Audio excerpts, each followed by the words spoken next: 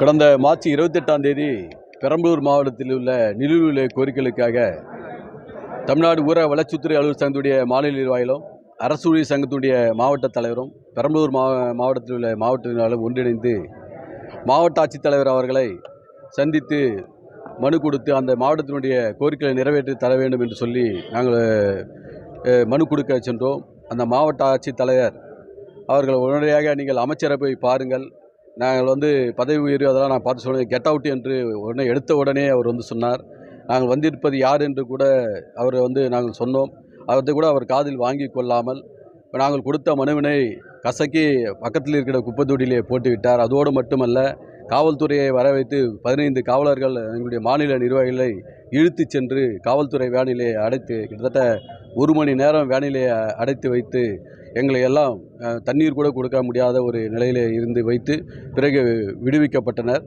இதில் மிகப்பெரிய வருத்தமான செயல். அந்த பெரம்பலூர் மாவட்ட ஆட்சித்தலைவர் அவர்கள் நாங்கள் அந்த மாவட்டத்தினுடைய பிரச்சனைகள் தொடர்பாக பேச சென்றோம். அவர் என்ன குறை என்று கூட கேட்காமல் அவர் ஒரு சர்வாதிகார தனத்திலே நடந்து கொண்டிருக்கிறார். ஒரு மாவட்ட ஆட்சித்தலைவர் என்பவர் ஒரு மாவட்ட நிர்வாக நீதிபதிக்கு சமமானவர். ஒரு நடுநிலையோடு என்று பார்க்க வேண்டிய விஷயம். நாங்கள் என்னவென்று கூட அந்த கருத்து சொல்வதற்கு கூட அவர் காது கொடுத்து கேட்காமலே எடுத்த எடுப்பிலேயே அவர் நாங்கள் கொடுத்த மனுவினை கசக்கி எங்கள் கண் முன்னேயே அவர் குப்பை தொட்டியிலே போட்டது என்பது மாநிலம் முழுவதும் இருக்கக்கூடிய சங்கத்தினுடைய நிர்வாகிகளுக்கும் அனைத்து அரசு ஊழியர்களுக்கும் இது ஒரு மிகப்பெரிய அதிருப்தியை ஏற்படுத்தியிருக்கிறது. இது தொடர்பாக ஏற்கனவே 1ஆம் தேதி அன்று ஊரக வளர்ச்சித்துறை அலுவலர் சங்கத்தின் சார்பாக அனைத்து ஒன்றியங்களிலும் வெளிநடப்பு ஆர்ப்பாட்டம் என்பது நடைபெற்று முடிந்திருக்கிறது. 2ஆம் தேதி அன்று அரசு ஊழியர் சங்கத்தின் சார்பாக அனைத்து வட்ட தலைநகரிலும் ஆர்ப்பாட்டம் என்பது நடைபெற்று முடிந்திருக்கிறது. இன்றைய தினம் மிக எழுச்சியாக அனைத்து மாவட்டங்களிலும் இந்த கருப்பு பட்டை அணிந்து கண்டன ஆர்ப்பாட்டம் என்பது நடைபெற்று இருக்கிறது.